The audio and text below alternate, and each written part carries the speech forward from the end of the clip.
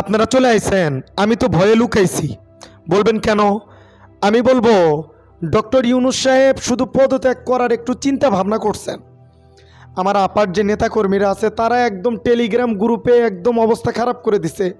লক্ষ লক্ষ নেতাকর্মী নিয়ে এয়ারপোর্টে আপারে নাকি মানে আনতে যাবে। এদিকে অনেক পোস্ট আবার ভাইরাল হইতেছে, শেখ হাসিনা আপা বীরের বেশে আসতেছে, বাংলাদেশে ফুরুত করে ঢুকে গেল। হ্যাঁ, তো আওয়ামী লীগের টেলিগ্রাম গ্রুপের একটা পোস্ট খুব ভাইরাল হয়েছে। ডক্টর ইউনূস তো পদত্যাগের একটু চিন্তা ভাবনা করছে, কিন্তু করে নাই। আলহামদুলিল্লাহ বলবেন না? কিন্তু এইদিকে তারা একদম ফুসলায় উঠছে, আপারে দেশে ঢুকাইতেছে, বিমানবন্দরে যাইতেছে, কত ধরনের কথাবার্তা, বুঝছেন?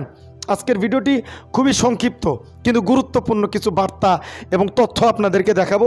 একটু সাথে থাকতে হবে। অনুরোধ করতেছি, চ্যানেলে যারা নতুন আসছেন দয়া করে চ্যানেলটা একটু সাবস্ক্রাইব করবেন, বুঝছেন? এই যে আওয়ামী লীগের একজন নেতা আছেন না, সালাউদ্দিন, তিনি বলছেন, মানে খারাপ শব্দ আপনারা একটু দেখেন, হাসনাত সারজিৎ ও আসিফ নাহিদ একটাও যেন পালাতে না পারে, সব জায়গায় পাহারা বসিয়ে রাখতে হবে। শেখের বেটিকে মিনিমাম 1 কোটি লোক বিমানবন্দর থেকে রিসিভ করার প্রস্তুতি নিতে হবে। পুরো ঢাকা যেন জয় বাংলা শেখ হাসিনা স্লোগানে প্রকম্পিত থাকে, সেই প্রস্তুতি নিতে হবে। জয় বাংলা, বুঝছেন? এই যে ডক্টর ইউনূস আবার পদত্যাগ করবে না সিদ্ধান্ত নিচ্ছে, তো এইবার তাদের কি অবস্থা? এই যে দেখেন টেলিগ্রামে যে একটা তারা কথোপকথন করছে, গোপন কথা, সেখানে যে কথাটা হয়েছে বিশ্বাস করেন আপনার হাসতে হাসতে আপনার অবস্থা খারাপ হয়ে যাবে। দেখেন স্ক্রিনে, দখলদার ইউনূসকে টুডে টুমোরো পদত্যাগ করতেই হবে, এরপর যেন কোনোভাবেই পালাতে না পারে। গত 9 মাসের প্রত্যেকটা মব এবং দায়ভার তাকে নিতে হবে। সংবিধান পরিস্থিতি দখল কর্মকাণ্ডের দায় তাকে নিতে হবে। প্রশাসন তাকে আইনের আওতায় আনতে হবে, তার বিচার জনতার আদালতে করতে হবে। এই পোস্টটা করছে আমাদের ইলিয়াস ভাই। এখন ইলিয়াস ভাই তো কোনো তথ্যপাত্র ছাড়া এমনি কিছু আসলে তিনি লেখেন না, বুঝছেন?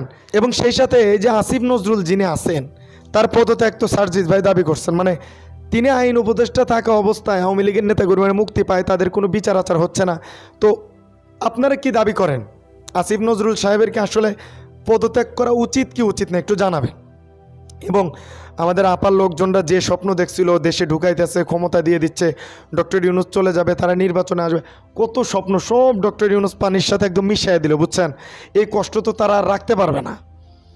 আরে যে আসিফ নজরুল স্যার, এখন তো আপনার প্রশ্নবিদ্ধ হচ্ছেন, তো আপনি একটু ভালো হয়ে যান স্যার, প্লিজ।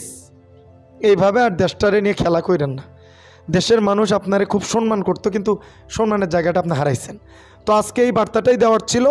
যারা একটু আটোসাটো করে বসছিলেন যে আপা কামিং সুন, আপা আসলো, আপাকে নিয়ে আসবে, হ্যান ত্যান, ফাড়াইয়া দিয়েছেন, আসবে না। ডক্টর ইউনূসে আছে, আলহামদুলিল্লাহ আমরা খুশি। দেখা যাক এখন কি হয়। আপনারা খুশি তো? আজকের ভিডিও পর্যন্তই। ভালো থাকবেন, সুস্থ থাকবেন। আসসালামু আলাইকুম রহমতুল্লাহি ওয়া বারাকাতুহু।